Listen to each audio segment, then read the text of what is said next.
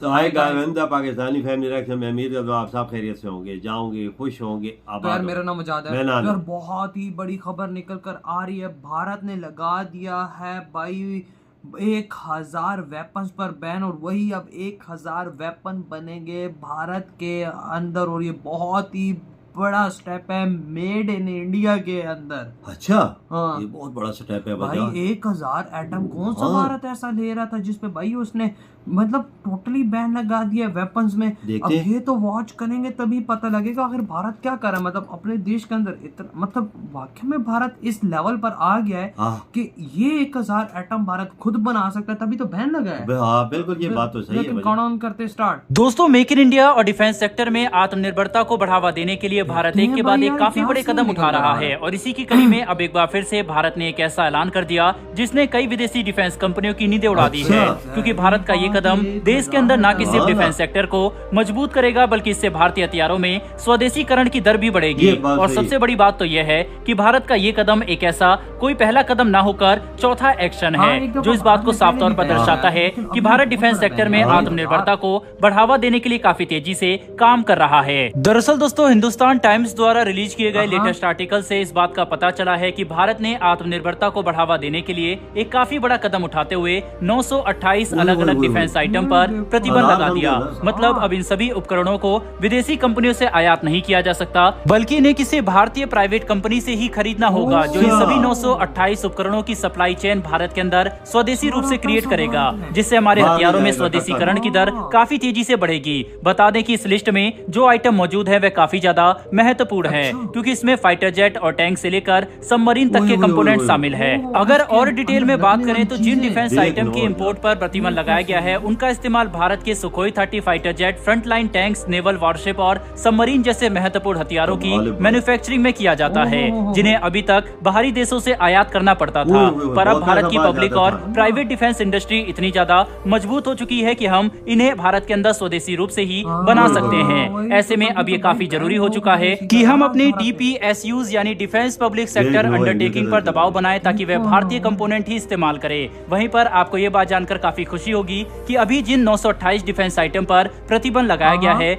यह एक ऐसा कोई पहला कदम नहीं है, बल्कि पॉजिटिव इंडिजनाइजेशन लिस्ट के मामले में यह ऐसा चौथा लिस्ट है। इसके पहले सबसे पहले लिस्ट दिसंबर 2021 में रिलीज की गई थी, जबकि दूसरी लिस्ट मार्च 2022 और तीसरी लिस्ट अगस्त 2022 में रिलीज की गई, जिसके बाद से अभी तक 2500 से भी ज्यादा अलग अलग डिफेंस आइटम्स और कंपोनेंट को स्वदेशी रूप से बनाया जाना शुरू किया जा चुका है, जिन्होंने हमारे डिफेंस इंडस्ट्री को काफी ज्यादा मजबूत किया। साथ ही इन एक्शन के बाद अब भारत का डिफेंस एक्सपोर्ट भी तेजी से बढ़ रहा है। इसके अलावा भी 1200 से भी ज्यादा अलग अलग डिफेंस आइटम्स को साल 2029 तक देश के अंदर स्वदेशी रूप से बनाने की योजना तैयार की गई है, जिसमें 300 से भी ज्यादा आइटम आज सफलतापूर्वक देश के अंदर बनाए जा सकते हैं। यानी अब ये बात किसी से छुपी नहीं है कि भारत का डिफेंस प्रोग्राम काफी तेजी से आगे बढ़ रहा है, और हम कई अलग अलग तरह के क्रिटिकल कंपोनेंट को देश के अंदर स्वदेशी रूप से बनाने में सफल हो चुके हैं, जो भारत की डिफेंस इंडस्ट्री और इकोसिस्टम के लिए काफी बड़ी उपलब्धि है।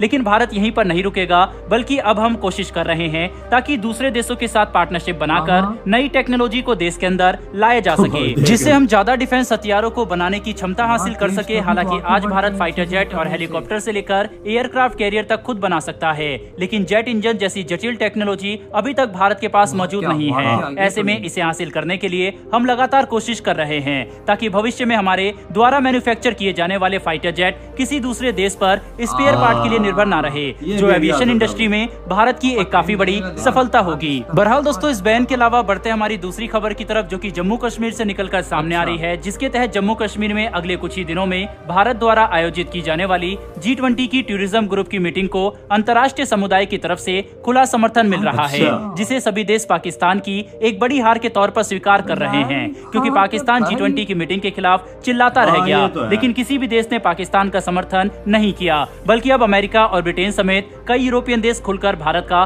समर्थन कर रहे हैं। यहाँ तक कि तुर्की ने भी अब पाकिस्तान का साथ छोड़ दिया है, जो काफी हैरानी भरा था, क्योंकि G20 की मीटिंग से सिर्फ कुछ ही दिनों पहले कश्मीर में भारत द्वारा आयोजित की गई Y20 की मीटिंग में तुर्की ने अपने प्रतिनिधि को भेजा था, जिसने पूरी दुनिया को हैरान कर दिया, क्योंकि यह वही तुर्की है जिसके राष्ट्रपति खुलेआम संयुक्त राष्ट्र के मंच पर भारत की आलोचना कर चुके हैं और कश्मीर के बारे में कई आपत्तिजनक बयान भी दे चुके हैं। ऐसे में तुर्की के प्रतिनिधि का इस मीटिंग में शामिल होना काफी बड़ी बात थी और अभी तुर्की इस के साथ इवेंट के छोड़ बाद दिया ऐसा लगता है कि शायद तुर्की G20 की मीटिंग को भी अपना समर्थन देने के लिए तैयार तो है, क्या जो पता पाकिस्तान के लिए सेटल काफी करने बड़ी के लिए। हार होगी। दोस्तों, कुल मिलाकर समझने की कोशिश करें तो अब ये बात कंफर्म हो चुकी है कि जम्मू कश्मीर में पाकिस्तान और चीन के विरोध के बावजूद G20 की मीटिंग होकर रहेगी, जो इंटरनेशनल लेवल पर भारत की बढ़ती क्षमता और प्रभाव को साफ तौर पर दर्शाता है। साथ ही ये इस बात को भी दर्शाता है कि अंतर्राष्ट्रीय समुदाय भारत का सम्मान करता है और भारत की लीडरशिप को स्वीकार करने के लिए आगे बढ़ रहा है, जो हर भारतीय के लिए काफी गर्व की बात है।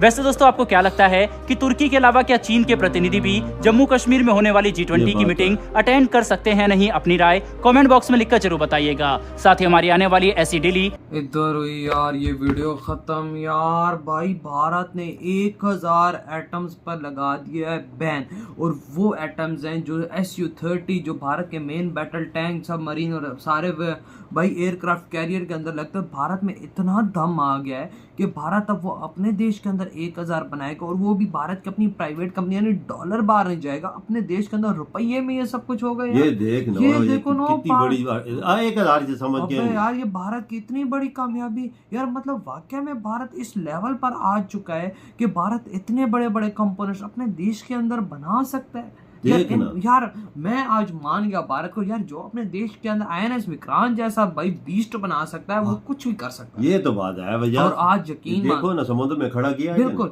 आज यकीन मानो पूरी दुनिया की ये जो डिफेंस की कंपनीज है आज अपने आप को थप्पड़ मार रही होंगी कि आखिर भारत ने ये चीज की कैसे, क्योंकि उनकी रोटी बंद हो गई भाई। अब 1000 एटम डॉलर जाता था बाहर, कोई एक एटम तो नहीं आता था, उसके हजारों लाखों पार्ट उस बिल्कुल आते थे। हर टाइम पड़े रहने चाहिए ताकि एक खराब हो दूसरा लगाया जा सके, लेकिन नहीं, आज भारत ने बोला जो होना था हो गया, अब खत्म। आज बनेगा मेक इन इंडिया के तहत भारत के अंदर ये चीज। और यार ये देखो यार, मतलब कि हम पाकिस्तानियों को सीखना चाहिए भारत की इस अचीवमेंट से कि भारत देखो कि 2500 से 3000 एटम्स पर पाबंदी लगा चुका है डिफेंस की, कि बाहर से हमने नहीं लेना, हमने अपने देश के अंदर बनाना है, चाहे भाई जितना टाइम लगे अपने देश के अंदर हम बनाएंगे। ये तो तरक्की का राज है ना, यही सब कुछ है ना भैया, मोदी जी कर रहे हैं। अभी भाई भारत कम से कम 300 से 400 चीजें अपने देश के अंदर बना रहा है। देख, वो भी डिफेंस की एक्सपोर्ट भी कर रहा है और पैसा भी कमा रहा है।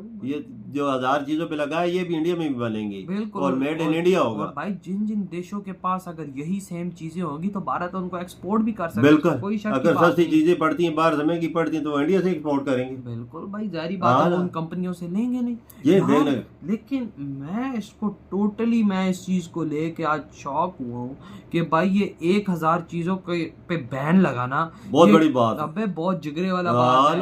अगर आपने बाहर से नहीं मंगानी, इंडिया में तैयार करनी। भाई भारत आज इस मुकाम पे खड़ा हुआ है कि भाई भारत की कंपनियों ने भाई मोदी जी को बोला होगा हम ये चीज बना सकते हैं, हम लोग इस पे पूरा असेस ले चुके हैं कि भाई हाँ, अगर आप आज बैन लगाते हो तो हम लोग कल ये चीज आपको दे सकते हैं। और आज मोदी जी ने वही काम किया कि 1000 कंपनियों पे, मतलब कि जो कंपोनेंट थे, बैन लगा दिया।